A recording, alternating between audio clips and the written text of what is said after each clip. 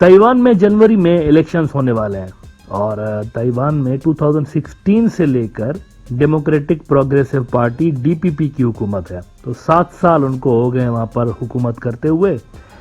इस बार जो front runner है डीपीपी का वो विलियम लाई है। विलियम लाई जो है उसके लिए कहा जा रहा है कि वो आगे आगे रहेंगे इस कैंपेन के अंदर। लेकिन प्रॉब्लम यह है कि ये जो डीपीपी पार्टी है या ये जो विलियम लाई है, इनको चाइना सेपरेटिस्ट कहता है ये तो अलहदगी पसंद है, ये तो चाइना से आज़ादी चाहते हैं। हमारा जो ताइवान का आइलैंड है उसको ये अलग मुल्क बनाना चाहते हैं, तो इनसे तो बात ही नहीं करेंगे हम। क्लियरली चाइना इनसे ज़्यादा निगोसिएशंस करता भी नहीं है। अच्छा, केएमटी पार्टी जो कि पुरानी पार्टी है, असल जो पार्टी जिसने ताइवान बनाया था, यूँ समझिए जो पपेट रजीम जितनी भी हैं ताइवान के अंदर आई हुई हैं, तो सबसे पहली पपेट रजीम केएमटी की थी। वो जो 1940s के एंड में जो वहाँ पर कम्युनिस्ट पार्टी के विरोधी थे केएमटी पार्टी वाले, वो वहाँ मेनलैंड में हारने के बाद, चेयरमैन माओ से हारने के बाद इधर आके छुप गए थे ताइवान के आइलैंड के ऊपर, और तब से लेकर ये अलग एडमिनिस्ट्रेशन लेकर चल रहा है। तो केएमटी पार्टी जो आज की है ना, वो प्रो चाइना है, थोड़ी सी प्रो चाइना मानी जाती है। तो उनके साथ चाइना बैठ सकता है, लेकिन डीपीपी वालों के साथ नहीं बैठ सकता। अब इलेक्शन से पहले हुआ यह है कि चाइना के जो एक्शंस हैं उनमें थोड़ी सी अर्जेंसी नजर आ रही है। कैरेट एंड स्टिक वाली जो पॉलिसीज हैं चाइना ने वो यूज करना शुरू कर दी हुई है ताइवान के लिए। अब मैं यहाँ पर कई मरतबा कह चुका हूँ कि मेरा ज़ाती ओपिनियन है कि ये बाय फोर्स इसको अनेक्स नहीं करेंगे, क्योंकि दोनों तरफ चाइनीज़ लोग हैं। अच्छा, सिर्फ यहाँ पर ही नहीं, ये जो अरुणाचल प्रदेश है ना और लद्दाख, वहाँ पर भी पब्लिक के ऊपर मेरा नहीं ख्याल कि ये फोर्स यूज़ करेंगे। इनका मसला इंडिया के साथ है, मिलिट्री के साथ। तो इसी तरह से ताइवान के अंदर भी पब्लिक को ये टारगेट नहीं करेंगे। अगर इनको अनेक्स करना भी होगा तो 99% चांसेस इस बात के हैं कि ये इसको बाय फोर्स अनेक्स नहीं करेंगे, बल्कि विलिंगनेस के साथ पब्लिक जो नैरेटिव है ना उसको शेप करेंगे चाइना के साथ इलाक के लिए, और उसमें काफ़ी हद तक वो कामयाब भी हुए हैं। आपको ये जानकर हैरत होगी कि ताइवान के अंदर पब्लिक का एक बहुत बड़ा हल्का ऐसा है जो कि रीयूनिफिकेशन चाहता है, चाइना के साथ मिलना चाहता है। उधर जो पब्लिक है वो एंटी चाइना नहीं है इतनी ज़्यादा, अक्सर जो उनके लोग हैं वो प्रो चाइना है।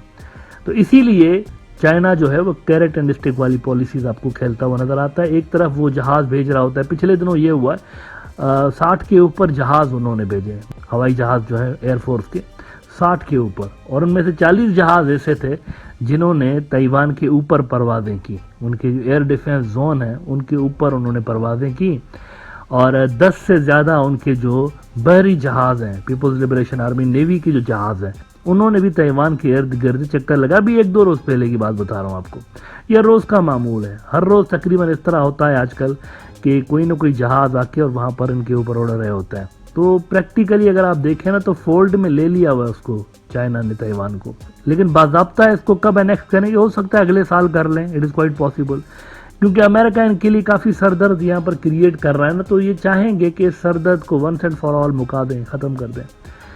अच्छा, एक बड़ा काम चाइना ने ये किया है कि उन्होंने एक बहुत बड़ा इंसेंटिव ऑफर किया है ताइवान की कंपनीज को, और ये जो इंसेंटिव दिया है इन्होंने असल में ये वही कैरेट एंड स्टिक वाली पॉलिसी जो मैं कहता रहता हूँ, उनको खुश करने की कोशिश की है कि हमारे साथ मिल जाओ, बहुत माल बनाओगे, बहुत ज़्यादा यहाँ पे आपको फ़ायदा पहुँचेगा अगर आप चाइना के साथ मिलते हैं तो।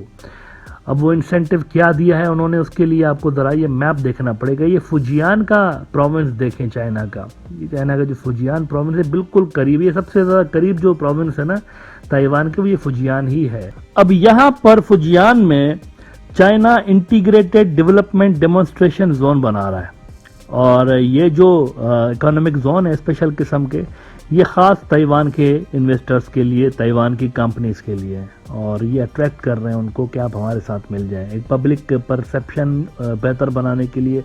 और नैरेटिव जो चाइना का वहाँ पर एक ऑलरेडी स्ट्रॉन्ग नैरेटिव है कि रीयूनिफिकेशन होनी चाहिए, इसको मज़ीद स्ट्रॉन्ग करने के लिए चाइना ने ये एक प्रोजेक्ट अनाउंस किया हुआ है। साथ साथ ये याद रखें कि जहाज़ ऊपर से उड़ रहे हैं, मिलिट्री जो उनकी है एयरफोर्स वाले, वो ऊपर से उड़ रहे हैं, और नीचे ये हो रहा है कि स्पेशल इकोनॉमिक जोन। इसका मतलब है दोनों चीज़ें दिखा रहे हैं कि अगर आप खुशी खुशी मिल जाएं अपने ही लोगों के साथ, आप भी चाइनीज़ हैं हम भी चाइनीज़ हैं, जबान एक है, कल्चर एक है, सारा कुछ एक है। अगर आप हमारे साथ मिल जाएं तो ये बेहतर है आपके लिए। अगर नहीं आप मिलते और पपेट बन के रहते हैं अमेरिका के, तो फिर ऊपर हमारे जो PLA की एयरफोर्स है और नीचे जो नेवी है उसको आप देख लें। They will strike any time. The diplomat ने खबर लगाई है कि along side military threats China promotes economic integration with Taiwan.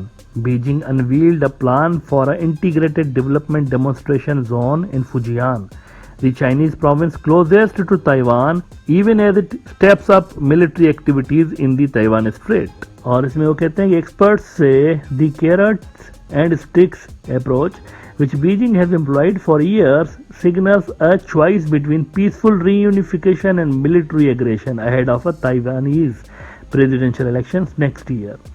This week, China unveiled a plan for an integrated development demonstration zone in its southern Fujian province, the closest to self-governed democratic Taiwan. Taipei strongly rejects China's sovereignty claims. और इसमें वो जो मैंने बात की कि Taiwan की जो कंपनीज है, क्योंकि देखिए बिजनेस ग्रुप किसी भी मुल्क के अंदर जो होता है ना, उसका बहुत ज्यादा गहरा असर होता है। उस मुल्क की पॉलिसी मेकिंग जो होती है ना, उसके ऊपर बिजनेस ग्रुप का सबसे ज्यादा असर होता है।